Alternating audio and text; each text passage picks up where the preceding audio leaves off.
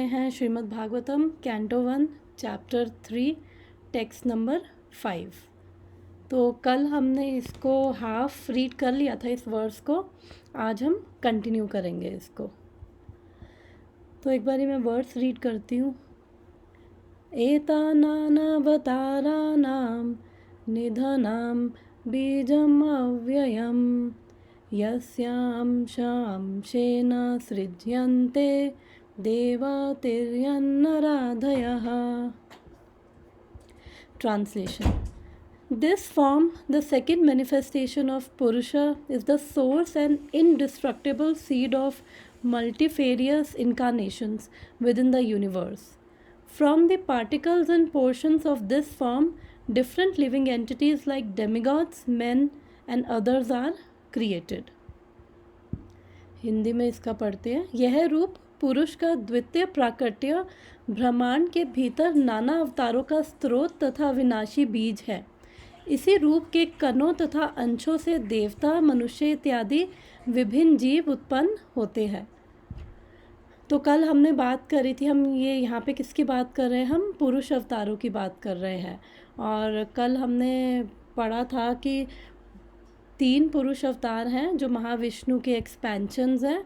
First है कारणोदक्षाई विष्णु,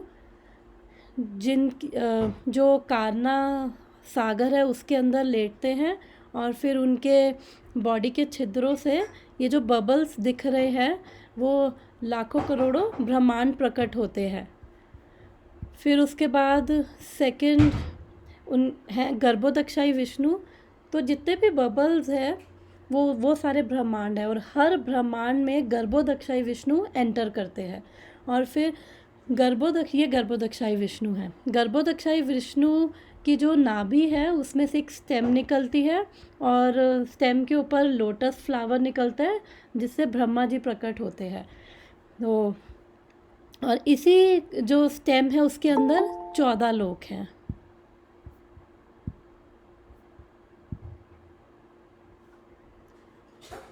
हरे कृष्णा खुशी। हरे कृष्णा। तो इसी स्टेम के अंदर 14 लोक हैं। और फिर उसके बाद जो थर्ड एक्सपेंशन है ये क्षीरोदक्षाई विष्णु। फिर जितने भी जीव हैं, ये क्षीरोदक्षाई विष्णु जितने भी जीव हैं ब्रह्मांड में, ये हर एक जीव के हृदय में परमात्मा के रूप में चले जाते हैं। तो हमारे साथ, हमारे शरीर में हम क्या है? आत्मा है। और हमारे साथ जो स्वयं भगवान है वो परमात्मा के रूप में भी हैं। कल हमने ये पढ़ा था इन तीनों के बारे में। और ये है गर्भोदक्षाई विष्णु और ये कारणोदक्षाई विष्णु है। क्योंकि ये इतने सारे बबल्स हैं, ये सारे बबल्स क्या है? ब्रह्मांड है।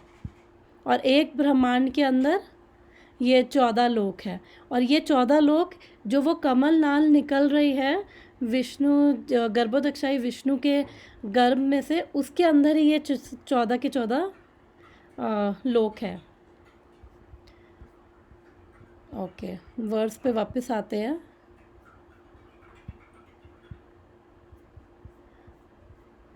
और फिर गर्भोदक्षाई विष्णु क्या करते हैं? पहले जैसे हम भी अगर घर खरीदते हैं तो सबसे पहले खाली होता है, फिर उसको फर्नीचर से भरते हैं। अपना बेड, डबल बेड खरीदेंगे, सोफ़ा, ताकि हम आराम कर सके, बैठ सके। वो गर्भोदक्षाई विष्णु भी क्या करते हैं? वो सबसे पहले जो ब्रह्मांड है उसको आधा पानी से भर देते हैं और उसके अंदर फिर वो आराम करते हैं। हमने कल आज हमने यहाँ से स्टार्ट करना है। तो हमने ये फर्स्ट पैराग्राफ में पुरुष अवतारों के बारे में पढ़ा था। फिर इसके बाद गुना अवतार जो हैं ब्रह्मा जी, शिव जी और विष्णु जी, ये 3 क्या है? गुना अवतार। फिर उसके बाद हमने लीला अवतारों के बारे में पढ़ा था। एंड अब हम मनवंतर ये अवतारों का पढ़ेंगे। तो अब ये मनु के बारे में पढ़ेंगे। कल थोड़ा सा रीड किया था पर हम दोबारा रीड कर लेते हैं। शिला प्रभुपाद की जय। यस, आपने बोला ना कि गुना अवतार में शिव जी भी आते हैं। तो फिर शिव जी को ऐसा क्यों बोलते हैं कि वो भक्त है, वैष्णव है? वो तो भगवान का ही एक रूप है, राइट? ब्रह्मा जी भी तो आते हैं गुण अवतार में, ब्रह्मा जी भी आते हैं, शिव जी भी आते हैं, क्योंकि वो शिव जी जो कल हमने डिस्कस किया था, शिव जी क्या है, वो ऑलमोस्ट भगवत तत्व ही हैं। डिफरेंस क्या है, जैसे दूध और दही में डिफरेंस है, तो वैसे ही विष्णु और शिव जी में डिफरेंस है, और एक तरह से सेम भी है भगवान के और डिफरेंट भी हैं। तो थोड़ा कॉम्प्लिकेटेड तत्व होता है, तो सेम है क्योंकि ऑलमोस्ट भगवत तत्व ही हैं, और डिफरेंट कैसे हैं, जैसे दूध से तो दही बन जाता है, लेकिन दही से वापस दूध नहीं बनता है। तो कल हमने एक सेकेंड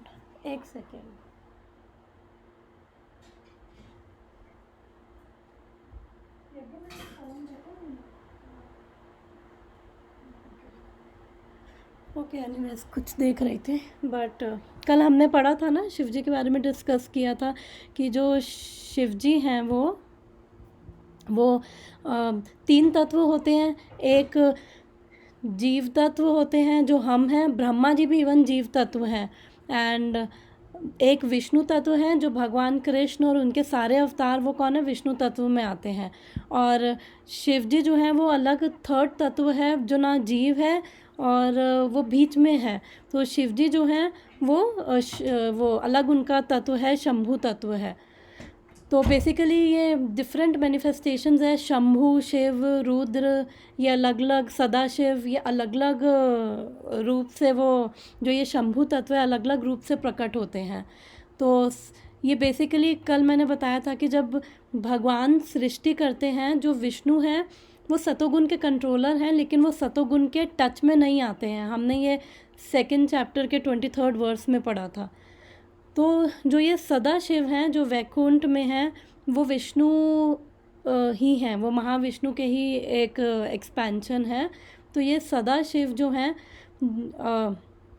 जब इनको महाविष्णु को जब सृष्टि करनी होती है तो इनकी जो ये ग्लैंड्स है वो बेसिकली ये शंभु है।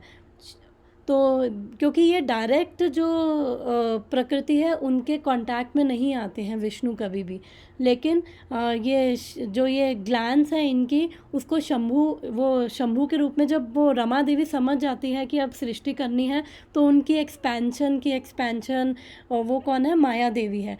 तो ये माया देवी के साथ शंभु कांटेक्ट में आते हैं और फिर ये सृष्टि होती है। तो ये सदाशिव जो हैं ये तो वैकुंठ लोक में है, लेकिन एक और सदाशिव हैं जो बेसिकली शंभु ही हैं, वो एटर्नली प्रेजेंट रहते हैं। मैं अब दिखाती हूँ वो कहाँ पे होते हैं।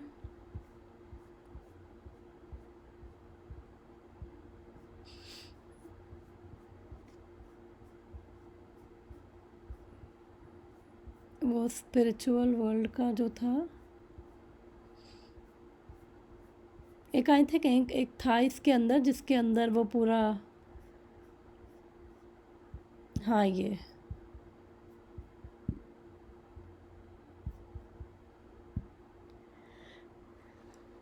तो ये मटेरियल वर्ल्ड को देवी धाम कहा जाता है। ये ब्रह्म ज्योति है, और ब्रह्म ज्योति के ऊपर ये कैलाश है, ये अपने मटेरियल वर्ल्ड वाला नहीं है, यहाँ पे सदाशिव रहते हैं। तो ये सदाशिव कौन है, ये बेसिकली ये वो शंभु है। तो ये एटर्नली यहाँ पे प्रेजेंट है, लेकिन जो हर ब्रह्मांड में जो शिव जी आ रहे हैं वो उनका भी वो वापस फिर इनमें चले जाते हैं, ये जो सदाशिव है। तो इसलिए जो शिव तत्व है वो अपने आप में डिफरेंट है, और कहने को ये भी बोलते हैं क्योंकि वो पूरे टाइम संकर्षण पे ही ध्यान करते हैं शिव जी, वो क्योंकि भगवान पे ही ध्यान कर रहे हैं, तो इसलिए उनका नाम शंकर इस वजह से आता है। और वो ऑलमोस्ट भगवत तत्व ही हैं, और उनमें डिफरेंस है भी भगवान से और नहीं भी है उनका, लेकिन पर्पस डिफरेंट है। तो हमने कल पढ़ा था कि एक ही पुरुष है जो ये 3 अवतार ले रहा है, वही भगवान है, वही सेम भगवान है जो ये 3 गुणावतार ले रहे हैं, ब्रह्मा जी के रूप में, शिव जी के रूप में और विष्णु जी के रूप में। एक ही पुरुष है, तो वही विष्णु है, वही ये 3 गुणावतार लेते हैं। ओके, थैंक यू माता जी। Okay. The next incarnations are the Manus. Within one days duration of life of Brahma, which is calculated by our solar year as 43 lakh into 1000 years. There are 14 Manus. Therefore, there are 420 Manus in 1 month of Brahma and 5040 Manus in 1 year of Brahma. तो ब्रह्मा जी की जो life है, सबकी life देखा जाए तो हम लोग की लाइफ भी 100 साल है, ब्रह्मा जी की लाइफ भी 100 साल है, लेकिन ब्रह्मा जी की लाइफ जो है, उनका लाइफ स्पैन, उनके 100 साल जो हैं वो अभी जो कैलकुलेशन हमने कल भी देखी थी, वो 311 ट्रिलियन ईयर्स आते हैं हमारे जो सोलर कैलकुलेशन के हिसाब से। तो ये कह रहे हैं कि ब्रह्मा जो मनु हैं वो बेसिकली ब्रह्मा जी के एक दिन में 14 मनु होते हैं। और कल मैंने बताया था कि मनु कौन है। मनु भी बेसिकली वो ये राज कर रहे हैं, वो उनका टाइम पीरियड है 71 चतुर्युग तक जो मनु है। एक मनु का लाइफ स्पैन कितना है? 71 चतुर्युग। मैं वो स्लाइड ओपन कर रही हूँ। यस, तो 70 इससे पहले वाली स्लाइड में यस ये कैलकुलेशन है। वो 43 लैक्स कैसे आया था कि कलयुगा की जो एज है कितनी है? 4,32,000 ईयर्स है। फिर उसका मल्टीप्लाई बाय 2 द्वापर युगा की एज, उसका कलयुगा का मल्टीप्लाई बाय 3 त्रेता युगा की एज, और उसका मल्टीप्लाई बाय 4 सतयुगा की एज। तो ये टोटल मिला के 43 लाख ईयर्स आता है। और एक जो मनु हैं उनके जो टाइम पीरियड में 71 चतुर्युग होते हैं। तो अब चतुर्युग क्या होता है? उसको दिव्य युग भी कहते हैं। एक कलयुगा, द्वापर युगा, त्रेता युगा, सतयुगा, इन चारों की एक साइकिल को एक चतुर्युग कहते हैं। तो ऐसे एक मनु महाराज के टाइम पीरियड में 71 चतुर्युग होते हैं। और ब्रह्मा जी के एक दिन, जैसे हमारा एक दिन 24 घंटे का होता है, वैसे ही ब्रह्मा जी का भी एक दिन 24 घंटे का ही कह सकते हैं। तो एक जो हाफ डिवाइड करे तो 12 घंटे का दिन, 12 घंटे की उनकी रात होती है ब्रह्मा जी की, तो उसको एक कल्प बोलते हैं। तो अब ये मनु के बारे में, तो यहाँ एक दिन में यानी कि ब्रह्मा जी के 12 घंटे में 14 मनु होते हैं। तो एक मनु के टाइम पीरियड में 71 टाइम्स ये चतुर्युग बीत जाते हैं, 71 टाइम। तो ब्रह्मा जी के एक दिन में ऑलमोस्ट 1000 टाइम्स ये चतुर्युग बीत जाते हैं। चतुर्युग यानी पूरी ये साइकिल, सतयुग, त्रेता, द्वापर और कली, इसकी पूरी एक साइकिल को एक चतुर्युग है। तो ऐसे ही ब्रह्मा जी के एक दिन में 1000 टाइम्स ये चतुर्युग बीत जाते हैं। और एक मनु महाराज के टाइम पीरियड में 71 टाइम्स होते हैं। तो ये उनके नाम हैं, अभी हम पढ़ेंगे इसके अंदर।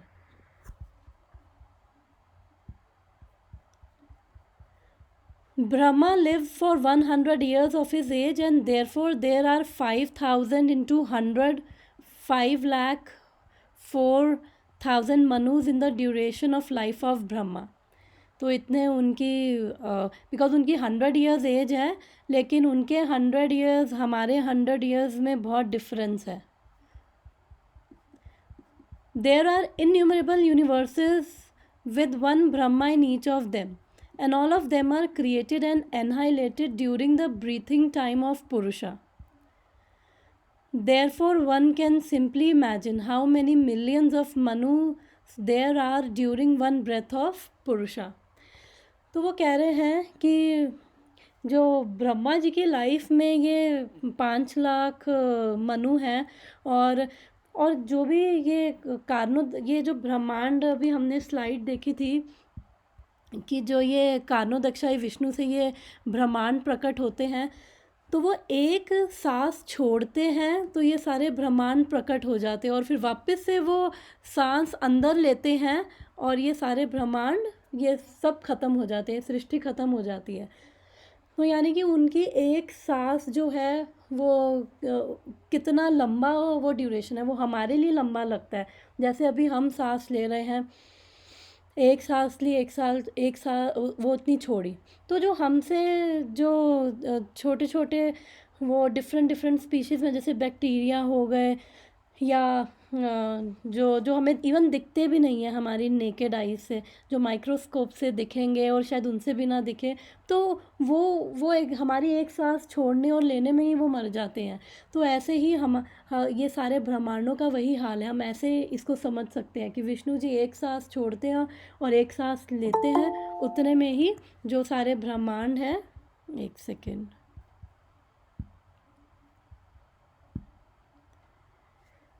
हरे कृष्णा शिल्पी। तो हरे कृष्णा। आज हम वही वाला वर्स कंटिन्यू कर रहे हैं। तो अब मैं भी बता रही थी कि जो विष्णु जी की एक सांस लेने और छोड़ने में ही ये सारे जो ब्रह्मांड है प्रकट होते हैं, और जैसी वो सांस अंदर लेते हैं और वो सारे ब्रह्मांड गायब हो जाते हैं। तो मैंने एग्जांपल दिया था कि जैसे ये हम इसको ऐसे समझ सकते हैं कि जैसे जो बैक्टीरिया हैं जो हमें दिखते नहीं हैं नेकेड आई से, हम भी सांस ले रहे हैं छोड़ रहे हैं, उतनी उनका लाइफ स्पैन है और वो ख़त्म हो जाता है। तो ऐसे ही महाविष्णु सांस ले रहे हैं छोड़ रहे हैं, और ये सारे जो सृष्टि है बस उसी में ही ख़त्म हो रही है। फिर वापस से सांस छोड़ते हैं तो सारे फिर दोबारा सृष्टि होती है, वापस से सांस लेते हैं और फिर सृष्टि ख़त्म।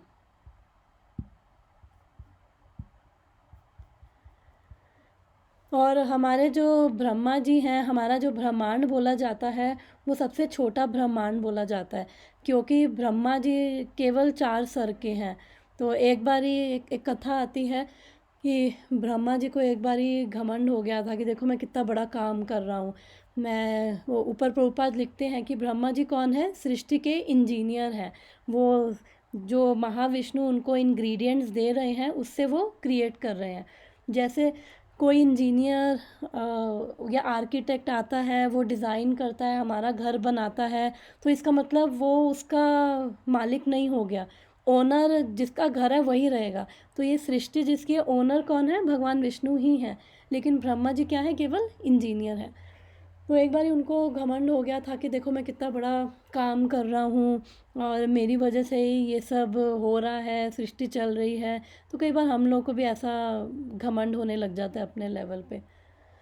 तो फिर भगवान विष्णु जो हैं वो बहुत दयालु हैं, तो जब भी ऐसे भक्तों को घमंड होता है तो हमेशा भक्तों का वो घमंड है उसका नाश करते हैं, ताकि जो वो उस प्लेस पे ना रहे जहाँ पे उनको प्राइड हो और हम्बल रहे। भगवान हमेशा ये चाहते हैं और भगवान के भक्त हमेशा ऐसे ही होते हैं। तो ब्रह्मा जी को जब घमंड हो गया था तो फिर विष्णु जी ने कहा कि एक मीटिंग बुलाई कि उसके अंदर सारे ब्रह्मांडों के ब्रह्मा जी को इनवाइट किया।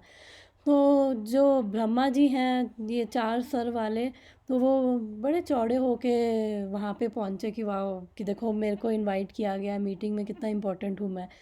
तो जब वो वहाँ पे पहुँचे तो उन्होंने देखा कि उधर कोई ब्रह्मा है जिसके 1000 सर हैं, किसी के 10,000 सर हैं और किसी के इतने सर हैं। वो देख के हैरान रह गए कि बाप रे ये सब क्या है।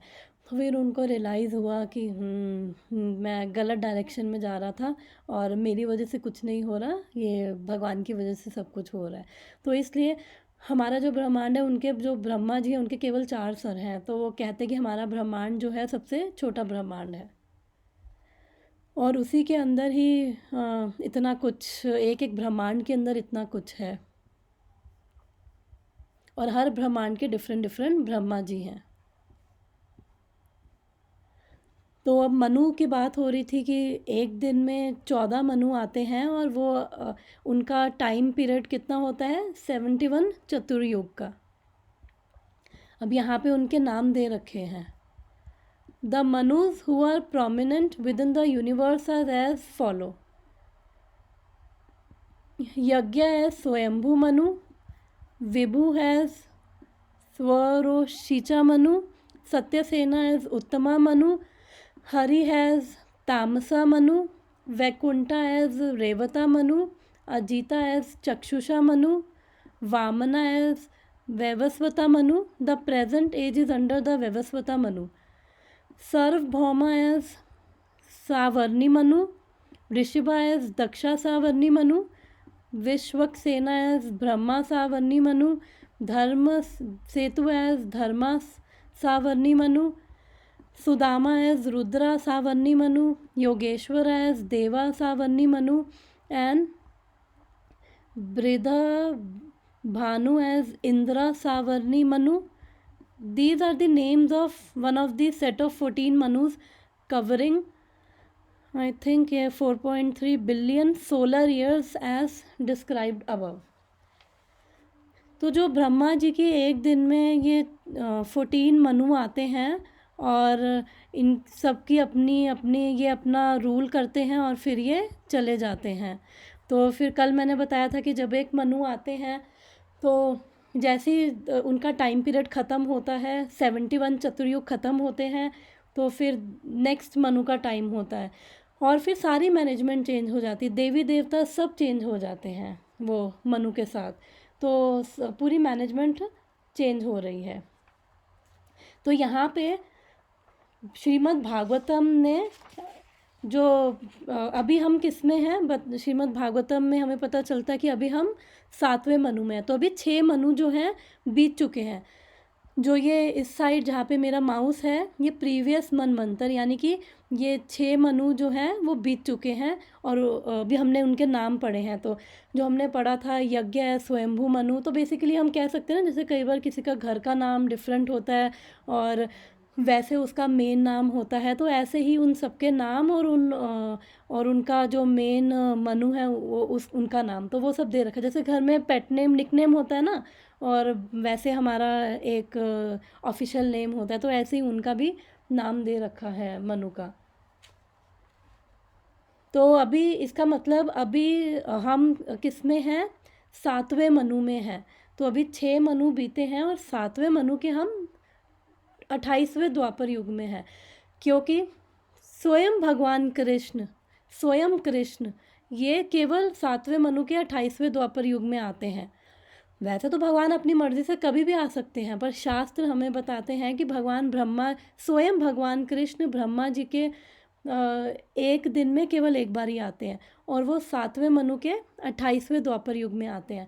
तो अभी हमें समझ आ रहा है कि अभी 71 चतुर्युग अगर हमारे मनु में भी अब अगर नहीं 71 चतुर्युग हैं तो इसका मतलब 71 माइनस 28 बिकॉज अभी ये 28वां कलयुग चल रहा है. इसके बाद 29th चतुर्युग स्टार्ट होगा. तो इसका मतलब 20 और मोटे मोटे 28 ये जो चतुर्युग हैं बीत चुके हैं. तो 71 माइनस 28 ये होता है I think 43. Yes thank you maths अच्छा है. 43 है. तो यानी कि अभी ये 43 है. इसके बाद अब कौन सा 43 जब ये चतुर्युग बीत जाएंगे फिर उसके बाद कौन से मनु महाराज आएंगे.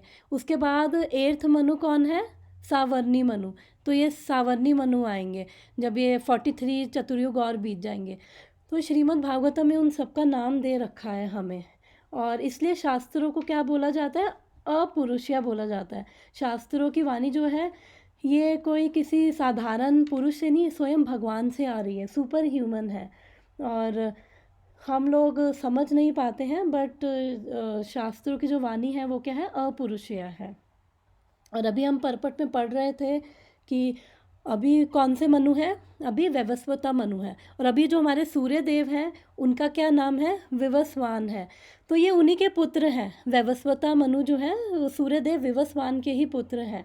तो अगर मतलब अभी हम ये पढ़ रहे हैं मान लो कि हम किसी और चतुर्युग में होते और वहाँ पे भी अगर हम भागवतम ही पढ़ रहे होते तो फिर बस मनु का नाम चेंज हो जाता परपट में है ना कि अभी हम सावर्णी या दक्षा सावर्णी मनु में हैं और अभी हम इस वाले द्वापर युग या इस वाले कलयुग में हैं. और हर युग में भगवान नहीं आ रहे हैं. भगवान के डिफरेंट अवतार आते हैं स्वयं भगवान नहीं आते हैं. तो हम फॉर्चुनेट है कि अभी कृष्ण गए हैं 5000 साल पहले और अभी कलयुग में ये चैतन्य महाप्रभु, ये स्वयं कृष्ण है जो चैतन्य महाप्रभु के रूप में आए हैं। तो हम बड़े फॉर्चुनेट हैं कि अभी हम जो हैं ये जो जिस टाइम पीरियड में हैं, अभी कुछ साल पहले ही स्वयं भगवान गए हैं, और इसीलिए ये सारे जो चीज़ें हैं वो आगे पास ऑन होती। इवन जो ये भगवान राम हैं वो हर त्रेता में नहीं आते हैं। ये 25वें अभी 28वां चल रहा है, तो मैंने सुना था कि ये 25वें चतुर्युग के त्रेता में आए थे भगवान राम, और कृष्ण भी हर कलयुग हर द्वापर में नहीं आ रहे हैं। तो ऐसे ही जो भगवान के डिफरेंट अवतार आते रहते, लेकिन स्वयं भगवान अभी आए हैं। और ये सब, एक सेकेंड,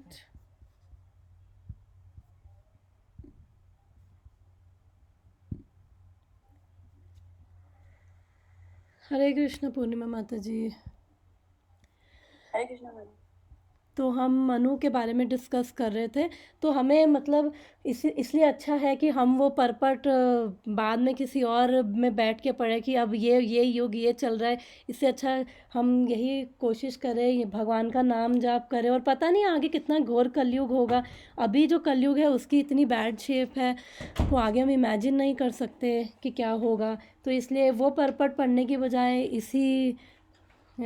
इसी लाइफ टाइम में हम अपनी तरफ से साधना भक्ति करें, भगवान के नाम का जाप करें, और योग्य बने कि भगवान के धाम जाएं, और हमें बैठ के ये दोबारा ना पढ़ना पड़े कि हम इस युग में अब ये भगवान आते हैं वो सब।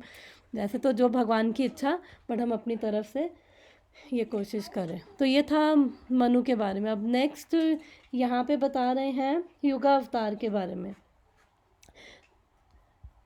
Then there are Yuga avatars, or the incarnations of the millennia. The Yugas are known as Satya Yuga, Treta Yuga, Dwapar Yuga and Kali Yuga. The incarnations of each Yuga are of different color. The colors are white, red, black and yellow. In Dwapar Yuga, Lord Krishna in black color appeared, and in Kali Yuga, Lord Chaitanya in yellow color appeared. तो वो अब ये बता रहे हैं कि सतयुगा में जब भी भगवान या उनके जब भी अवतार आते हैं तो उनका कलर बता रहे हैं कि हर युग के अपने अवतार होते हैं, सतयुग के, त्रेता युग के, द्वापर युग के, कलयुग के, और उनके कलर भी लिखे हैं। सतयुग के वाइट, और त्रेता युग के रेड, द्वापर युग के जो है ब्लैक। भगवान कृष्ण एक्चुअली में एग्जैक्टली ब्लैक कलर नहीं है, उनको श्याम वन बोला जाता है। तो वो बिल्कुल वो ब्लैक नहीं होता है, वो जैसे थोड़े थोड़े वो बादल होते हैं जब थोड़े थोड़े से काले, और वो श्याम वन के बादल, तो उस टाइप का भगवान कृष्ण का कलर है। और फिर ये चैतन्य महाप्रभु क्या है, येलो कलर, वो गोल्डन उनका कांति थी ना शरीर की, तो इसलिए वो येलो कलर। तो ये यहाँ पे बता रखा है कि कैसे उनका क्या कॉम्प्लेक्शन है, तो इसलिए शास्त्रों में सब मेंशन है। So all the incarnations of lord are mentioned in the revealed scriptures. There is no scope for an impostor to become an incarnation, for an incarnation must be mentioned in the Shastras. An incarnation does not declare himself to be incarnation of Lord, but great sages agree by the symptoms mentioned in the revealed scriptures. The features of incarnations and particular type of mission which he has to execute are mentioned in the revealed scriptures. तो यहाँ पे हमें प्रभुपाद बता रहे हैं कि कोई अपने आप को भगवान नहीं बोल सकता है, क्योंकि सब कुछ शास्त्रों में है कि उनका क्या कलर होगा, किस जगह पे आएंगे, उनके माता पिता का क्या नाम होगा, उनका पर्पस क्या होगा। जैसे कलयुग के अब कौन अवतार हैं, ये कल्कि भगवान, ये 12th कैंटो में उनके बारे में आता है कि वो इस गांव में आएंगे, उनके पिता का नाम विष्णु शर्मा होगा, और उनका ये कलर होगा, घोड़े पे बैठ के आएंगे। उनका पर्पस क्या है कि वो जितने भी जब एंड में कलयुग जब एंड हो रहा होगा वो तब आएंगे, तो जितने भी ये डिमोनिक टेंडेंसी वाले जो बचेंगे, ये उन सबको वो मार डालेंगे। फिर उसके बाद नेक्स्ट युग जो जो भी थोड़े बहुत अगर भक्त लेवल के होंगे तो उनको वो नए युग सतयुग में फिर वो ले जाएंगे, बाकी सबको मार डालेंगे। तो उनका पर्पस मेंशन है और क्या उनका कलर होगा, उनके वो सारे सिम्टम्स मेंशन है। तो कभी भी कोई भी अवतार आके ये नहीं कहता कि मैं अवतार हूँ। और तो वो हमें शास्त्रों में पता चलता है, वो हमें शास्त्रों और साधुओं से, तो शास्त्रों में सिम्टम्स लिखे होते हैं। और जो फिर जो गुरु हैं, सो साधु हैं, फिर वो डिक्लेयर करते हैं कि ये अवतार हैं। जैसे हमारे आचार्य हैं, वो हमें बताते हैं कि चैतन्य महाप्रभु हैं, वो स्वयं कृष्ण हैं, तो हमें पता चलता है, हमें समझ आता है। तो ऐसे ही शास्त्रों के सुन के हम कंफर्म कर सकते हैं। तो अगर फिर भी आजकल तो काफ़ी जो हैं थोड़े बहुत उनको मैजिक वैजिक आता है, तो वो चमत्कार दिखाते हैं, तो लोग नमस्कार करते हैं, चमत्कार को नमस्कार करते हैं, तो वो उनको भगवान ही मान लेते हैं। क्योंकि ज़्यादा लोगों को इतना नॉलेज भी नहीं है और उनको पता भी नहीं करना होता, उनको लगता है हाँ कि हमारी इच्छा पूरी होगी, बस हमें इतना चाहिए, ज़्यादा हमें मतलब नहीं है। तो अगर कोई ऐसे अपने आप को कहे कि मैं अवतार हूँ भगवान का, तो उसको फिर बोलना चाहिए कि ठीक है, गोवर्धन उठा के दिखाओ। तो अपनी एक उंगली पे गोवर्धन नहीं उठा सकते तो कम से कम 1 घंटे के लिए लैपटॉप ही उठा के दिखा दो अपनी एक पिंकी फिंगर पे। या फिर वो जब भगवान आए थे उन्होंने तो पूरा ब्रह्मांड दिखाया था ना अपने मुंह में, तो ब्रह्मांड दिखाओ। ब्रह्मांड नहीं दिखा सकते तो एक छोटा सा शहर ही दिखा दो। तो वही है कि जो आके ऐसे करते हैं, तो फिर इसलिए जो बोल रहे हैं कि हाँ मैं भगवान हूँ, तो डेफिनेटली फिर अवतार नहीं है, हम शास्त्रों से पता कर सकते हैं। Apart from the direct incarnations, there are innumerable empowered incarnations. They are also mentioned in the revealed scriptures. Such incarnations are directly as well as indirectly empowered. When they are directly empowered, they are called incarnations, but when they are indirectly empowered, they are called vibhutis. तो अब यहाँ पे किसकी बात कर रहे हैं कि एम्पावर्ड यानी शक्तावेशा अवतारों की बात कर रहे हैं। तो जो ये शक्त्यावेशा अवतार हैं, यानी कि इनके अंदर भगवान ने अपनी शक्ति का आवेश किया है। तो ये भगवान ने किसी स्पेशल पर्पस के लिए इनको अपनी शक्ति एम्पावर किया है, तो इसलिए इनको शक्तावेशा अवतार बोलते हैं। तो जो डायरेक्ट हैं उनको बोल रहे हैं ये अवतार, इनकारनेशन मतलब अवतार, और जो इनडायरेक्टली एम्पावर्ड है उनको बोल रहे हैं विभूति। तो जैसे अब ये डायरेक्ट इनकारनेशंस कौन से हो गए कि जैसे 4 कुमार हो गए और उनको भगवान ने क्या दी थी, ज्ञान की शक्ति दी थी। फिर नारद जी हो गए, उनको भगवान ने भक्ति की शक्ति दी कि वो सारा वो प्रचार करते रहते हैं। नारद जी घूमते रहते हैं ब्रह्मांड में और वो प्रचार करते रहते हैं। और ब्रह्मा जी उनको सृष्टि करने की शक्ति दी, और ऐसे ही पृथु महाराज हैं, उनको ये पालन करने की शक्ति दी। परशुराम जी हैं, उनको ये एनाइलेट करने की शक्ति दी। तो ये सब क्या है, एम्पावर्ड इनकारनेशंस है। और बाकी जो विभूति हैं वो मैंने सुना था वो देवी देवता होते हैं, क्योंकि भगवान भी हम आगे पहले पढ़ लेते हैं। ये directly empowered incarnations are Kumara, Narada, Prithu, Shesha, Ananta etcetera.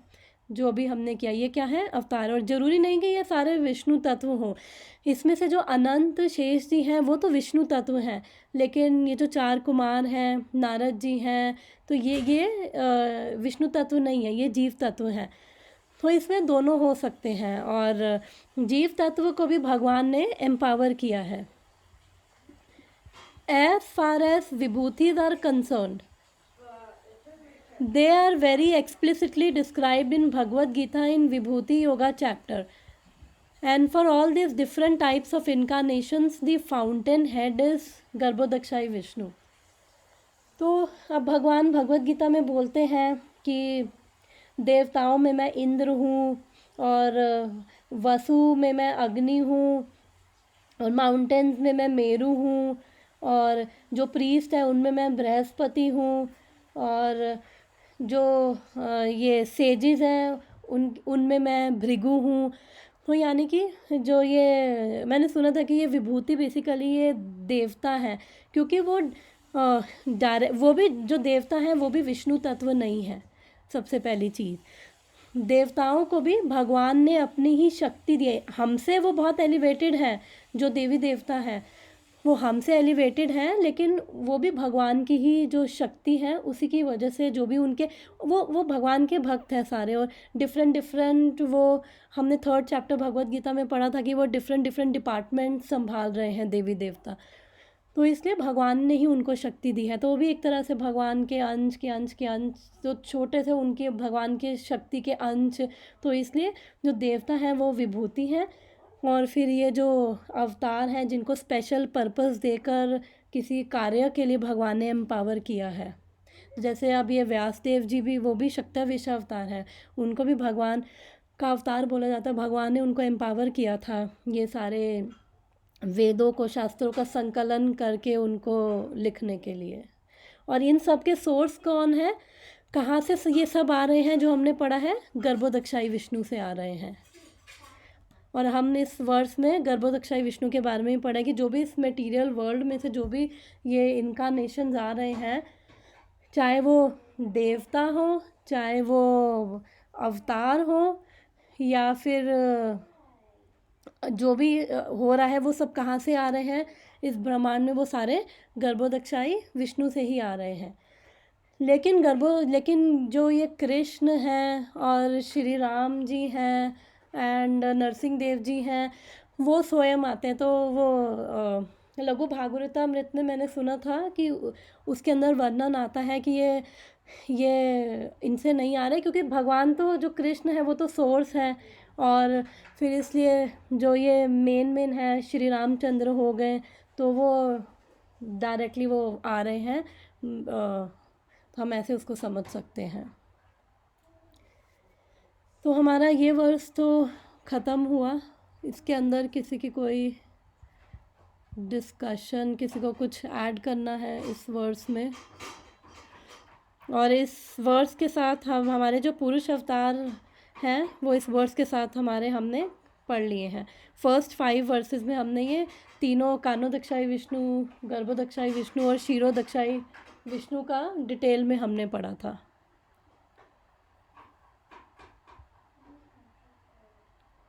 तो किसी का कुछ? यस माता जी, ये चतुर्युग है, उनमें जो ट्रांसफॉर्मेशन होता है कलयुग से सत्ययुग, तब क्या होता है एग्जैक्टली? तभी भी मतलब पूरा एनाइलेशन होता है क्या? 2 युगों के बीच में ना एक संधि आती है। तो ये जैसी चेंज होते हैं, युग चेंज होते हैं, तो उसके बीच का जो टाइम पीरियड होता है उसमें एनाइलेशन नहीं होता है जितना मुझे पता है। तो उसके बीच में कि मतलब वो ट्रांजिशन पीरियड हम उसको कह सकते हैं, जो संधि होती है।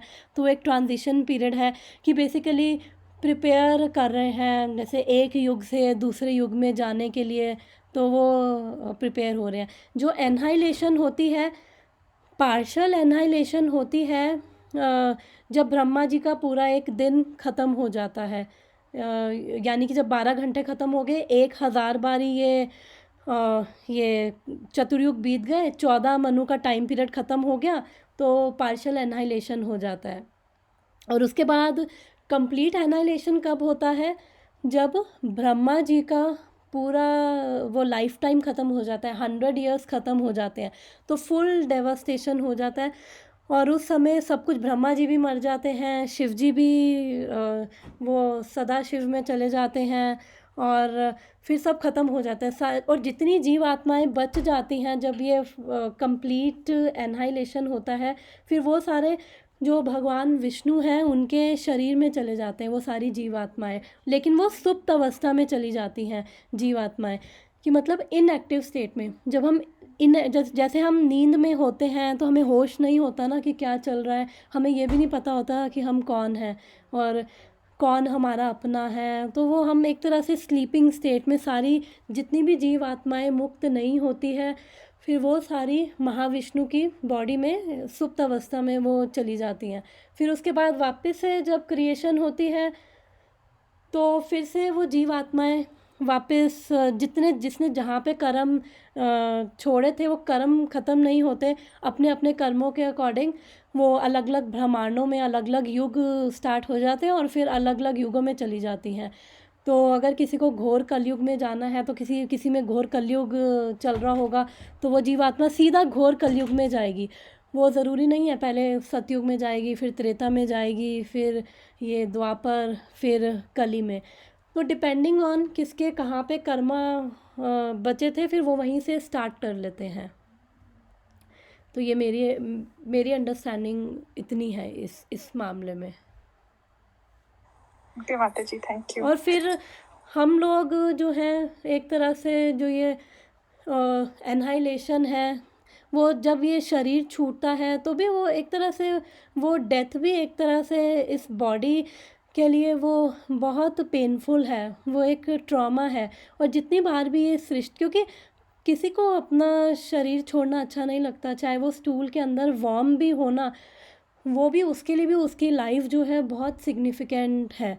तो इसलिए जब ये शरीर छोड़ता है वो भी एक तरह से हमारी जो आइडेंटिटी की एक डेथ हो जाती है कि हम क्या है, और फिर आत्मा को वो नेक्स्ट बॉडी लेनी पड़ती है। तो वो सारा वो ये ट्रॉमा जो है वो आत्मा कैरी करके चलती है। फिर इतनी डेवस्टेशन, फिर सृष्टि भी ख़त्म होना, वो भी जो सोल्स हैं उनके लिए वो भी ये सब चीज़ें बहुत पेनफुल हैं। तो हम जो सोल्स हैं, हम अपने हमारे जो इमोशंस हैं कई बार ट्रिगर करते हैं, तो ज़रूरी नहीं इस लाइफ टाइम के हो, पिछले लाइफ टाइम के भी हमारे ऐसे इमोशंस हैं वो हमें ट्रिगर करते हैं। कई बार ऐसे ही बैठे बैठे मन उदास हो जाता है कि ये पता नहीं क्या कर रहे हैं, कुछ रीज़न भी कई बार समझ नहीं आता। रीज़न होता होगा, कई बार हम अवेयर नहीं होते हैं, लेकिन कई बार ये भी हो सकता है कि कुछ पिछले लाइफ टाइम का, कुछ फैमिली हिस्ट्री का, कुछ बहुत चीज़ें हो सकती हैं। तो ये सब हमारे लिए एक्चुअली में बड़ी अनफॉर्चुनेट है। ये हमारे बॉडी की डेथ, ये पार्शियल एनहाइलेशन, ये फुल एनहाइलेशन, तो एक जीव आत्मा के लिए ये बहुत ही पेनफुल है ये सब चीज़ें। तो यस, डेफिनेटली माता जी, थैंक यू।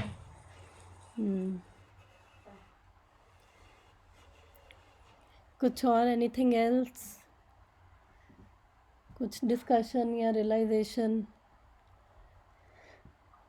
मेरा एक क्वेश्चन था कि जो भगवान राम है वो कृष्ण जी के अवतार है या मतलब थोड़ा सा इसमें अगर कुछ आप क्लियर करोगे तो।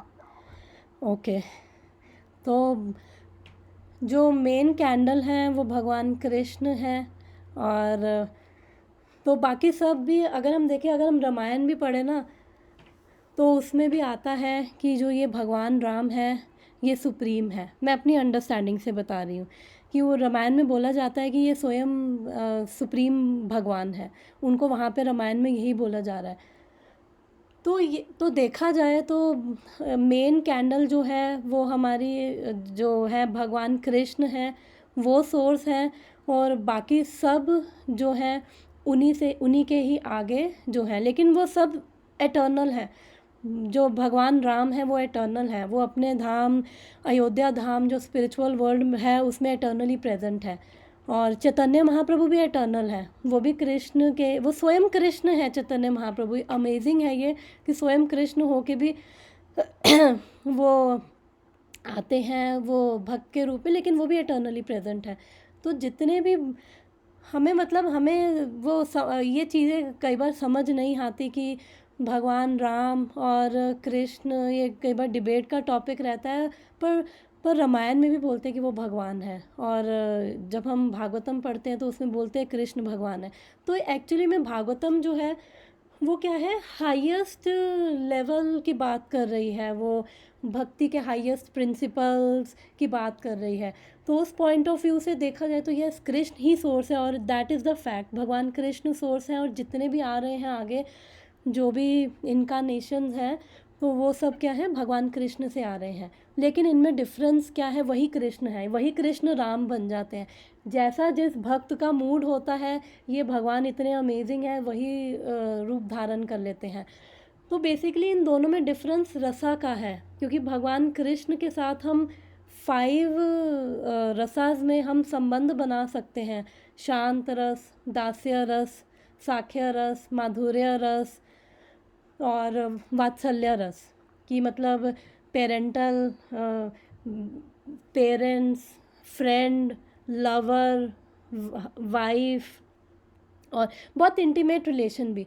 भगवान राम के साथ जो रसा है वो है दास भाव का, उनके साथ संबंध है, या जो स्वामी है उनके साथ दास और फ्रेंडशिप का भगवान राम के साथ है। एक्चुअली भगवान राम भी कुछ नहीं, ये कृष्ण ही है।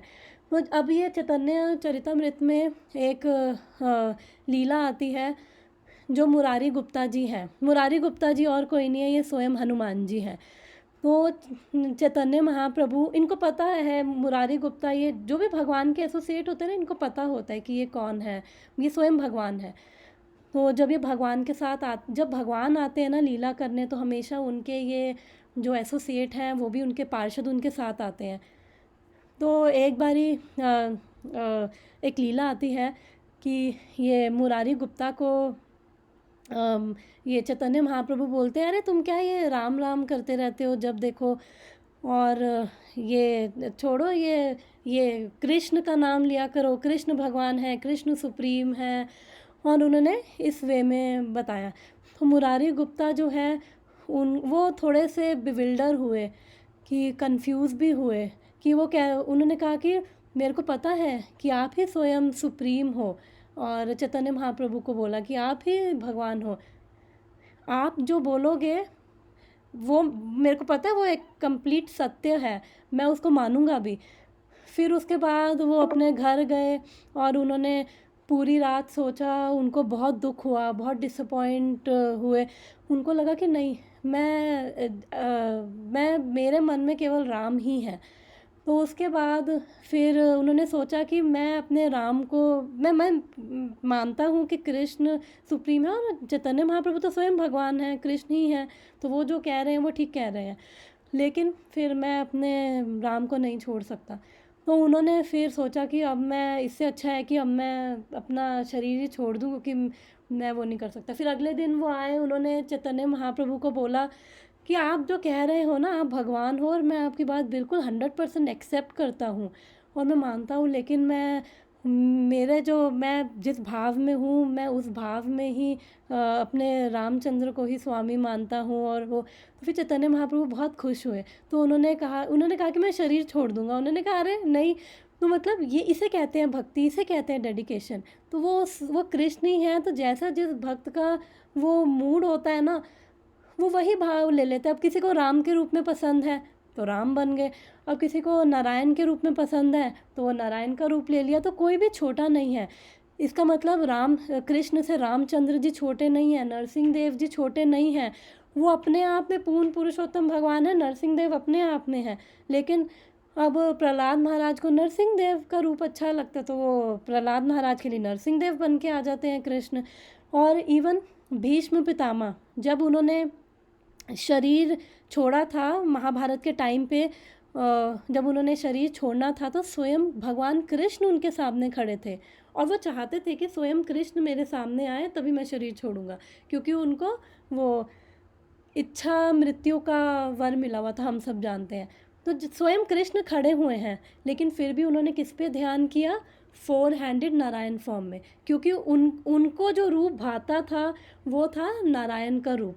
तो इसलिए वो कृष्ण के सामने होते हुए भी उनको, उनके अंदर वो नारायण के दर्शन उन्होंने किए, और नारायण के दर्शन करते हुए वो शरीर छोड़ा।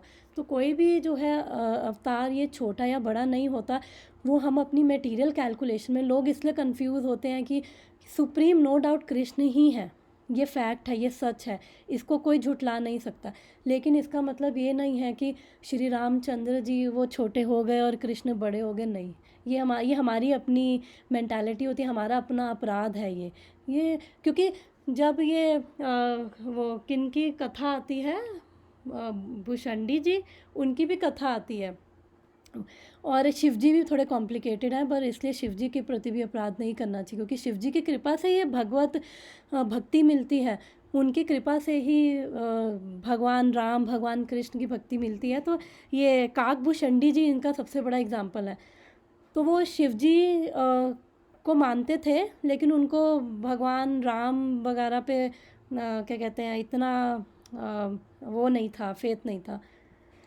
तो वो गरुड़ जी को बता रहे थे कि उन्होंने वो शिव जी को तो बहुत मानते थे, और लेकिन भगवान राम के प्रति फिर उन्होंने कुछ अपराध किया, तो उनको कर्स मिला था कि तुम काकभूषणी इसलिए बोलते कि तुम कौवे बन जाओ, तुम्हें श्राप देते, क्योंकि कौवा वो बहुत लोअर है। वो जो कौवा क्या क्या क्या क्या करता रहता है, कोई उसको पसंद नहीं करता। तो जब काकभूषणी जी जब कौवे बन गए, फिर उनको, लॉन्ग स्टोरी शॉर्ट, उनको अपॉर्चुनिटी मिली कि भगवान राम की कथा सुनने की। और उन्होंने एक बारी वो बैठे हुए थे भगवान राम के महल पे, तो उन्होंने सोचा कि क्या ये, वो भगवान राम अपने बाल रूप में थे, तो उन्होंने सोचा ये भगवान नज़र तो नहीं आते, क्या यही भगवान है? तो भगवान राम जी ने क्या कि ये तुलसी रामायण में आता है, I don't know Valmiki Ramayana के बारे में, तुलसी रामायण में आता है। तो उनका हाथ जो लंबा हो गया, उनका हाथ इतना लंबा हो गया, उन्होंने काकभूषणी जी को राम जी ने पकड़ा, अपने मुंह में डाल लिया। तो उसके बाद जब वो जब उनके मुंह में गए, तो उन्होंने बहुत सारे ब्रह्मांडों का दर्शन किया, अलग अलग ब्रह्मांड में गए, और कितने करोड़ों साल तक उनके ही मुख में रहे। तो अलग अलग ब्रह्मांड में उन्होंने देखा कि जो श्री रामचंद्र जी हैं, वो सारे ब्रह्मांड में केवल भगवान एक ही हैं, एक ही भगवान के उनको दर्शन हुए। लेकिन बाकी हर जगह शिव जी डिफरेंट थे, पार्वती डिफरेंट थी, अलग अलग देवी देवता डिफरेंट थे।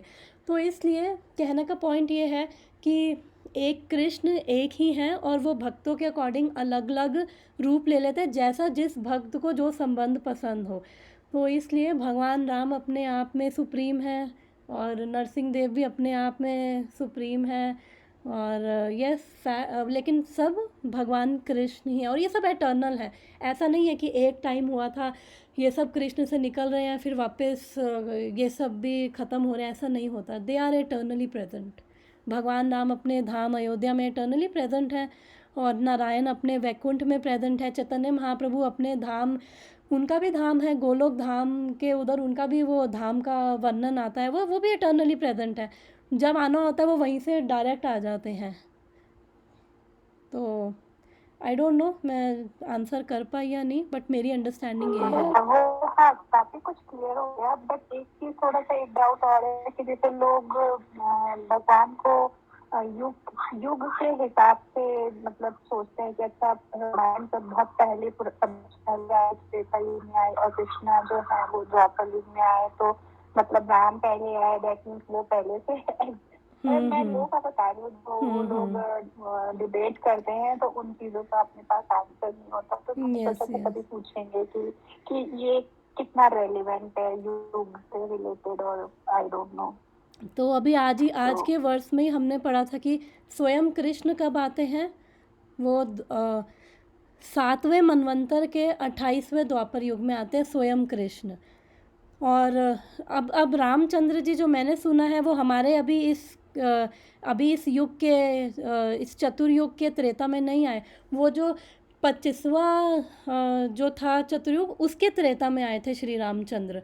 ज़रूरी नहीं है कि वो हर युग में, हर त्रेता में रामचंद्र जी आ रहे हैं, हर द्वापर युग में कृष्ण आ रहे हैं, तो ये ज़रूरी नहीं है। तो वो उनका अपना अपना, और अभी हमारे इसमें राम नहीं आए, श्री रामचंद्र अभी नहीं आए, लेकिन अभी वो हमारे आचार्यों की वजह से वो रामायण और वो सब डिस्कशन है। अभी 2 चतुर्युग बीत चुके हैं, जो मैंने एक लेक्चर में सुना था। अभी 3 बीत चुके हैं। 25 में आए थे, 26, 27, 28 चल रहा है, तो अभी 28 तो चल रहा है।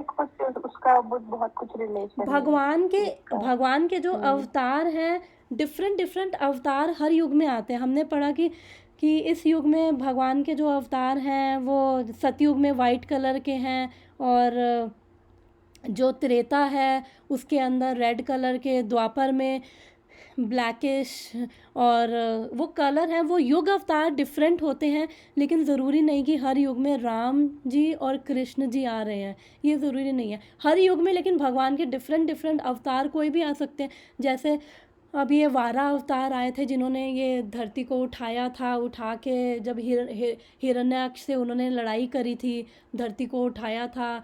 तो वो अलग अलग युग अवतार वो भी हो सकते हैं, अलग अलग डिफरेंट डिफरेंट जो आ रहे हैं। लेकिन स्वयं भगवान और कृष्ण ज़रूरी नहीं है कि हर बार आएंगे। कृष्ण तो केवल एक, ब्रह्मा जी के एक दिन में एक बार ही आते हैं।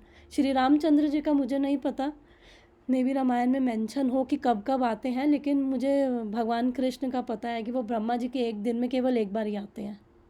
और एक दिन में तो 1000 बार चतुर्युग बीत जाते हैं। तो इसका मतलब अगर कोई अभी किसी और, अभी हमारा 7वां मनवंतर चल रहा है, इसका मतलब अगर कोई 9th मनवंतर में आएगा तो उस मनवंतर में कृष्ण नहीं आ रहे, कोई और हो सकता है, कोई और अवतार आ जाए भगवान का। ओके, मेरी अंडरस्टैंडिंग ये है। यस। हाँ नहीं, अच्छा आपने बताया, थैंक यू। तो इसलिए कोई भी भगवान का अवतार जो है वो छोटा या बड़ा नहीं है, वो हमारी अपनी ही कैलकुलेशन होती है। हमें लगता है कि भगवान राम ये, भगवान कृष्ण ये, नो डाउट जो सच है भगवान कृष्ण सोर्स हैं, लेकिन कोई छोटा बड़ा नहीं है। माता जी अभी कल्कि अवतार कब होने वाला है वो फिर? जब कलयुग ख़त्म होगा, अभी ये 5000, वाला? हाँ ये वाला, जब कलयुग ख़त्म होगा हमारे वाला, तो कल्कि अवतार आएंगे। और वो अभी तो 5000 साल बीते हैं, 4,32,000 में से 5000 साल बीते हैं, 4,32,000 ईयर्स में से, तो यानी 4,27,000 ईयर्स अभी बचे हैं कल्कि अवतार के आने में। तो पेशेंस रखना है, ओके, अभी तो मतलब घोर अभी कलयुग अभी आएगा, तो नहीं आ रहा है। अभी पेशेंस रखना है, घोर कलयुग आएगा जिसमें एज 20 ईयर्स रह जाएगी, और ओह माय गॉड। ज़ॉम्बी की तरह एक दूसरे को मार के खाएंगे। ये अभी है, भागवतम में वो वर्णन है। एसिड रेन जो बोलते हैं कुछ। यस यस, सब होगा, सब होगा अभी। तो अब धीरे धीरे कलयुग की तरफ बढ़ रहे हैं, तो कलयुग अपनी वो दिखाएगा ना, ऐश्वर्य दिखा ही रहा है एक्चुअली। तो आई थिंक कॉल भी ख़त्म हो जाएगी, तो हम